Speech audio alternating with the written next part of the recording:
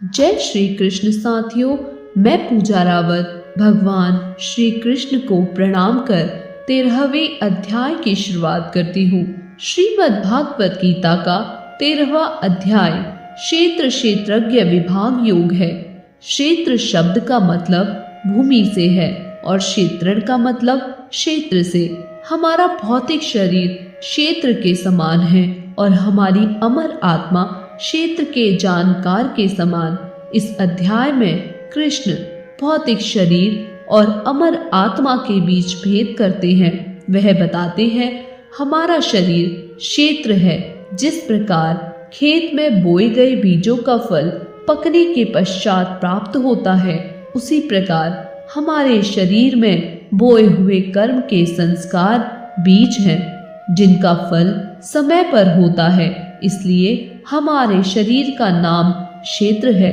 जो इस बात को समझने में योग्य है वही ज्ञानी है। जिस प्रकार एक किसान खेत में बीज डालते समय फल आने तक का खेत का पूर्णतः ध्यान रखता है, ठीक उसी प्रकार से मनुष्य को भी अपने कर्मों को बीज समझ तथा उसे अपने जीवन में अच्छे कर्मों से धारण करना चाहिए, ताकि उसका फल सुखमय हो।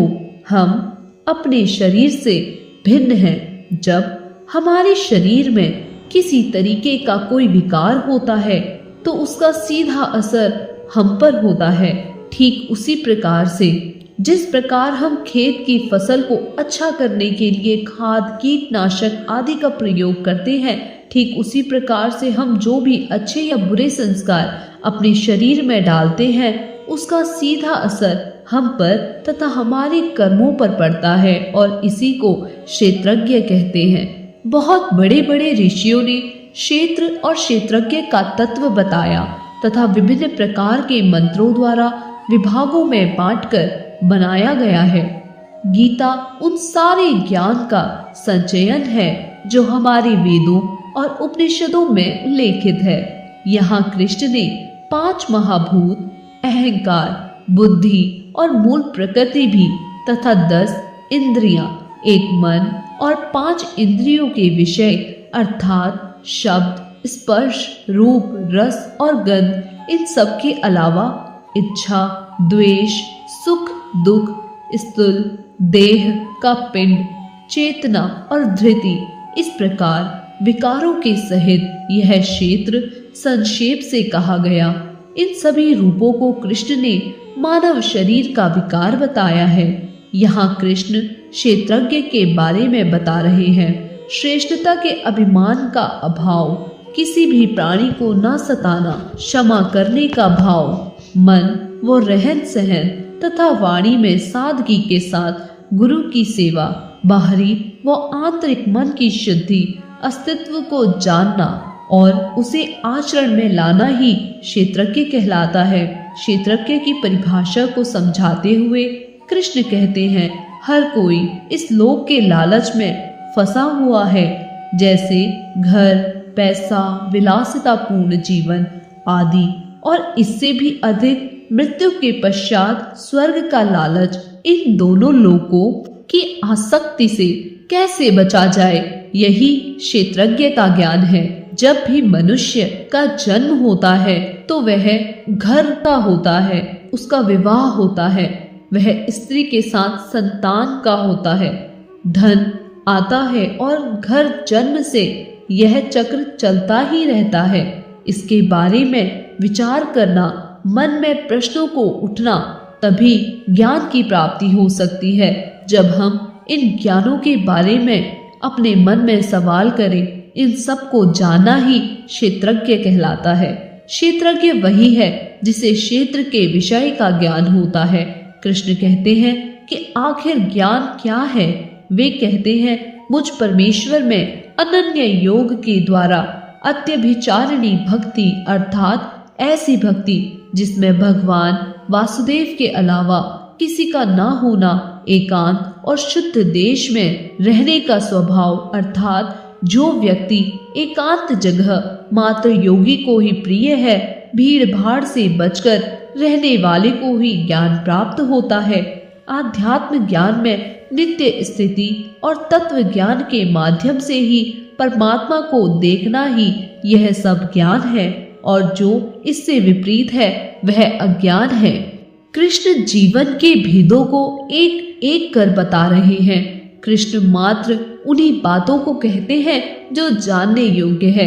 कृष्ण परम ब्रह्म के बारे में कहते हैं, अनादि वाला परम ब्रह्म, न सत और न असत, जिसका कोई आदि नहीं है, वो अंत नहीं है, वह एकमात्र परमात्मा ही है। कृष्ण परम ब्रह्म को बताते हुए कहते हैं, वह सब ओर से हाथ पैर वाला, सब ओर नेत्र सिर और मुख वाला तथा सब और कान वाला है, क्योंकि वह संसार में सबको व्याप्त करने में स्थित है।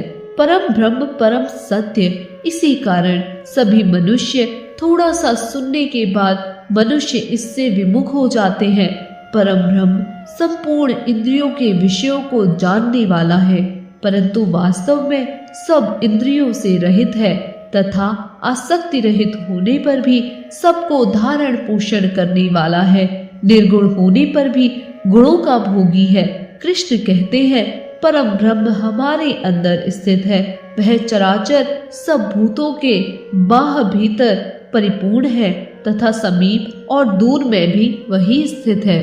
कृष्ण ब्रह्मा विष्णु और महेश की त्रिमूर्ति को समझाते हुए कहते हैं कि परमात्मा भूतों को धारण पोषण करने वाला और रुद्र रूप से संहार करने वाला, अर्थात शिवजी और ब्रह्मा रूप से सबको उत्पन्न करने वाला है।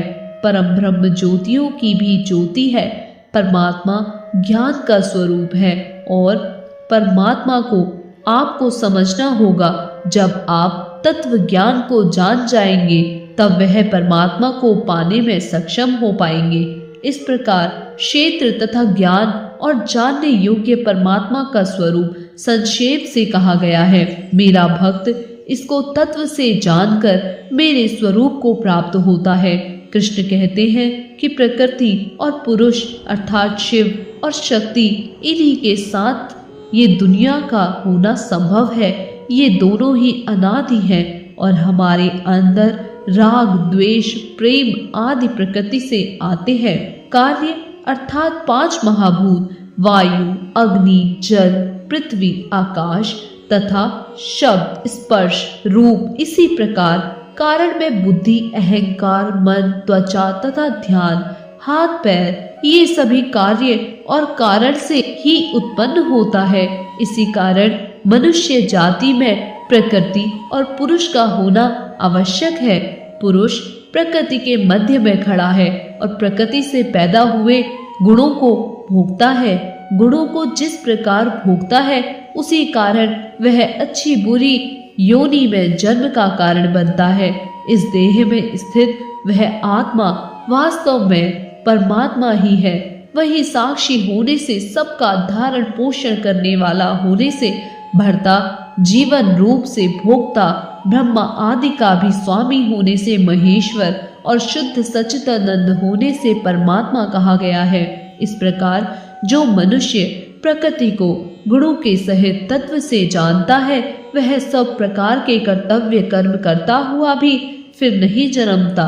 उस परमात्मा को जो मनुष्य शुद्ध मन तथा सूक्ष्म बुद्धि के ध्यान करके हृदय में देखते हैं और कुछ ज्ञान योग के द्वारा और कुछ कर्म योग के द्वारा देखते हैं, वही परम घन परमात्मा को प्राप्त करते हैं।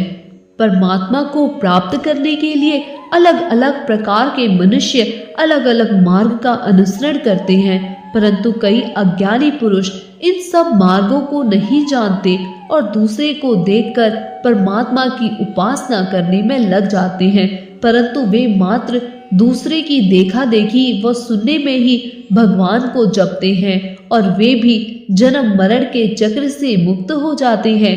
कृष्ण कहते हैं, हे अर्जुन, जितने भी जीव प्राणी यहाँ उत्पन्न है उन सबको तू क्षेत्र और क्षेत्रज्ञ के संयोग से ही उत्पन्न जान। जो पुरुष नष्ट होते हुए सब चराचर भूतों में परमेश्वर को नाश रहित और संभाव में स्थित देखता है वही यथार्थ देखता है। जिसको हर प्राणी में, हर मनुष्य में परमेश्वर दिखे, जो सभी को समभाव से देखे, वही ज्ञानी है। वह अपने जीवन को नष्ट नहीं करता, वही परम ज्ञानी कहलाता है। और जो पुरुष संपूर्ण कर्मों को सब प्रकार से प्रकृति के द्वारा ही किए जाते हुए देखता है और आत्मा को अकर्ता देखता है, वही यथार्थ देखता है। ज्ञानी पुरुष जब अलग अलग भूतों में एक परमात्मा को देखता है, तभी उसे ब्रह्म प्राप्त होता है। जब ज्ञानी पुरुष आत्मा से ही प्राण, आत्मा से ही आशा तथा आत्मा से ही चराचर जगत उत्पन्न हुआ है, तब वह इस ब्रह्म को समझ पाता है। हे अर्जुन, अनादि होने से और निर्गुण होने से यह अविनाशी परमात्मा शरीर में स्थित होने पर भी वास्तव में न तो कुछ करता है और न ही लिप्त ही होता है। जिस प्रकार सर्वत्र व्याप्त आकाश सूक्ष्म होने के कारण लिप्त नहीं होता, वैसे ही हमारा देह में सर्वत्र स्थित आत्मा निर्गुण होने के कारण देह के गुणों से लिप्त नहीं होती। हे अर्जुन, जिस प्रकार एक ही सूर्य इस संपूर्ण ब्रह्मांड को प्रकाशित करता है, ठीक उसी प्रकार एक ही आत्मा संपूर्ण क्षेत्र को प्रकाशित करती है। इस प्रकार क्षेत्र और क्षेत्रज्ञ को तथा कार्य सहित प्रकृति से मुक्त होने का जो पुरुष ज्ञान नेत्रों द्वारा तत्व से जानते हैं, वे महात्मा जन परम ब्रह्म परमात्मा को प्राप्त होते हैं। इस प्रकार उपनिषद, ब्रह्म विद्या तथा योग शास्त्र रूप श्रीमद् भागवत गीता के श्री कृष्ण अर्जुन संवाद में क्षेत्र क्षेत्रज्ञ विभाग योग नामक 13वां अध्याय संपूर्ण हुआ। धन्यवाद।